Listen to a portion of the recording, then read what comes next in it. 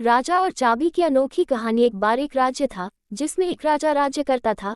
राजा बहुत ईमानदार और होशियार था, अपनी प्रजा से बहुत स्नेह करते थे। उनके राजा होने की खुशी सभी प्रजा के मुंह पर झलक रही थी। प्रजा अपने आप को भाग्यशाली रही थी कि हमें ईश्वर जैसे राजा मिले। उनके राजा होने से प्रजा को किसी प्रकार का कोई दुख नहीं था।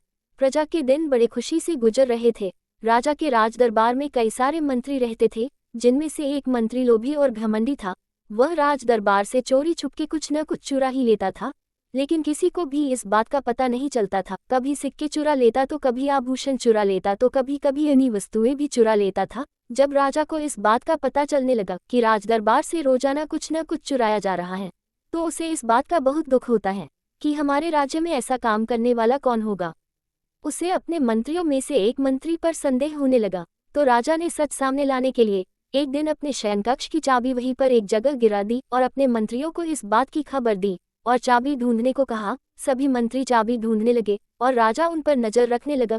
रात होने पर चाबी न मिलती तो सभी मंत्री भी जाकर सो जाते हैं और राजा चाबी लेकर अपने कक्ष में सो जाते थे। कई दिनों तक ऐसा ही चलता गया और एक दिन राजा का संदेह सत्य निकला।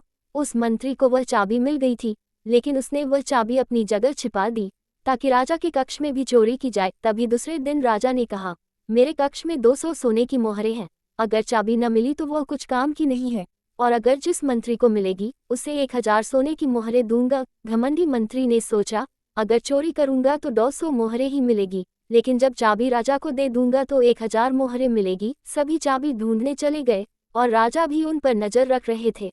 तभी उस मंत्री ने इधर उधर देखा और चाबी उठाकर राजा के पास आ गया और राजा को चाबी देते हुए ओना इनाम मांगा। तो राजा ने कहा, ये चाबी मैंने ही गिराई थी ताकि सच का पता चल जाए। तुम चोर हो, तुमने लालच करके चाबी मिलने के बाद भी उसे छिपा दी और फिर इधर उधर देखकर चाबी उठाकर मुझे दे दी। तुम्हें लगा कि किसी ने तुमको देखा नहीं होगा और 1000 मोहरें मुझे मिल जाएगी। मैंने सब कुछ देख लिया था। तुम लालची और घमंडी मंत्री हो, इसका पता लगाने के लिए ही मेसा किया था। राजा ने उस मंत्री को अपने राज दरबार से ही बाहर कर दिया। राजा ने उस मंत्री को बंदी बना लिया और कारागृह में डाल दिया और उस पर कड़ी निगरानी रखने का आदेश दिया। दूसरे दिन राजसभा में राजा ने मंत्री को बुलवाया और राजसभा में सबके बीच में खड़ा कर दिया और फिर सबको उसकी पूरी करतूत के बारे में बताया गया।